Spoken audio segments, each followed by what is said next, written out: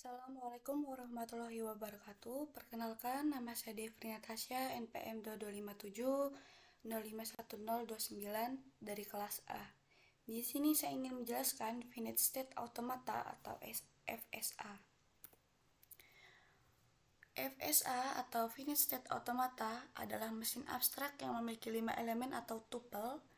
Kelima elemen tersebut meliputi input, output, himpunan state, relasi state, dan relasi output. FSA berupa sistem model matematika dengan masukan dan keluaran diskrit yang dapat mengenali bahasa paling sederhana, yaitu bahasa reguler, dan dapat diimplementasikan secara nyata. FSA dapat menerima input dan mengeluarkan output yang memiliki state yang berhingga banyaknya. Selain itu, FSA memiliki sekumpulan aturan untuk berpindah dari satu state ke state lain berdasarkan input dan fungsi transisi yang diterapkan. Perlu diketahui bahwa sistem finite state automata hanya dapat mengingat state terkini karena tidak memiliki tempat penyimpanan atau memori. FSA pada dasarnya digunakan untuk mengenali pola, dibutuhkan string simbol sebagai input dan statusnya berubah sesuai dengan input tersebut. Ketika ditemukan simbol input yang diinginkan, maka terjadi transisi. Pada saat transisi, automata dapat berpindah ke keadaan berikutnya atau tetap dalam keadaan yang sama. Finite state automata memiliki dua status, yaitu status terima atau status tolak, yang mana ketika string input berhasil diproses dan automata mencapai state akhir, maka statusnya terima. Ketika string input tidak berhasil diproses dan automata tidak mencapai state akhir, maka statusnya adalah tolak. FSA dapat didefinisikan dengan persamaan berikut. Di variabel dengan M terdapat Q, sigma, S, dan juga F. Q itu merupakan himpunan state atau kedudukan, dan juga ada sigma, yaitu himpunan simbol input. Kemudian ada fungsi transisi, dan juga ada S, state awal atau initial state, yang mana S adalah himpunan elemen dari Q. Kemudian F adalah state akhir, yang mana F adalah himpunan bagian dari Q. Karakteristik FSA. Ada beberapa karakteristik, yaitu setiap finite automata memiliki keadaan dan transisi yang terbatas. Terus ada transisi dari satu keadaan ke keadaan lainnya dapat bersifat deterministik atau non-deterministik. Kemudian ada setiap finite automata selalu memiliki keadaan awal. Finite automata juga dapat memiliki lebih dari satu keadaan akhir. Dan yang terakhir ada jika setelah pemrosesan seluruh string, keadaan akhir dicapai, artinya automata menerima string tersebut. Jadi cara kerja FSA itu membaca memori masukan berupa type 1 karakter tiap saat dari kiri ke kanan. Terus juga menggunakan head baca yang dikendalikan oleh kotak kendali state berhingga di mana pada mesin terdapat sejumlah state berhingga. Finite automata selalu dalam kondisi yang disebut state awal. Pada saat finite state automata mulai membaca tab, perubahan state terjadi pada mesin ketika sebuah karakter berikutnya dibaca. Jadi ketika finite automata mulai dibaca, perubahannya itu akan terjadi apabila sebuah karakter berikutnya dibaca.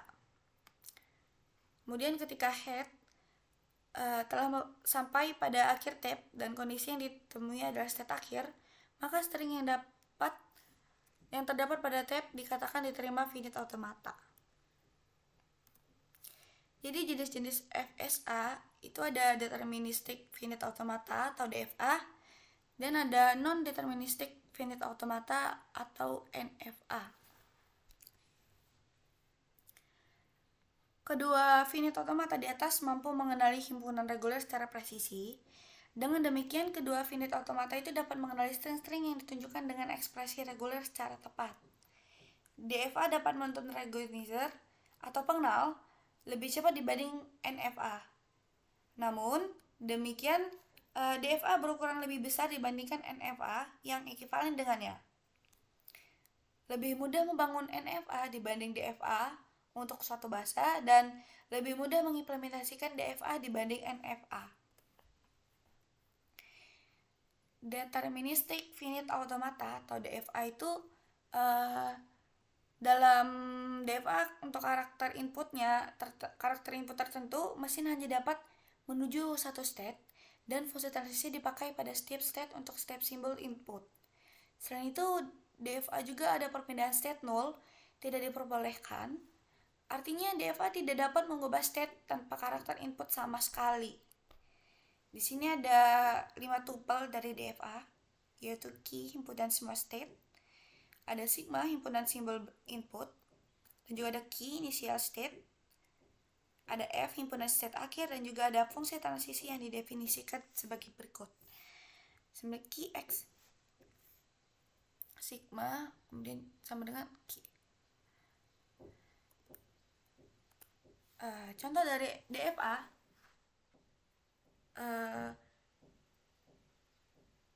misal DFA itu 0, 1 yang menerima semua string yang diakhiri dengan 0. Jadi satu hal penting yang perlu diperhatikan pada DFA ini terdapat banyak kemungkinan pada sebuah pola, namun secara umum DFA ini dengan jumlah state minimum cenderung lebih baik. Kemudian non-deterministic finite automata atau NFA.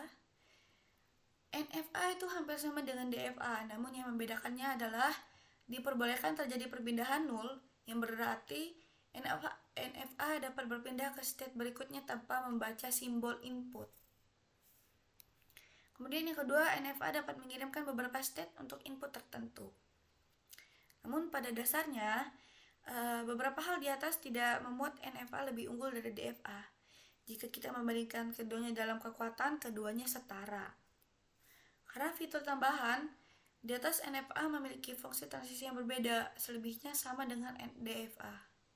Fungsi transisi dapat didefinisikan sebagai berikut. Contoh dari NFA, satu hal penting yang perlu diperhatikan pada NFA itu jika ada jalur string input yang mengarah ke state akhir ini, maka string input dapat diterima.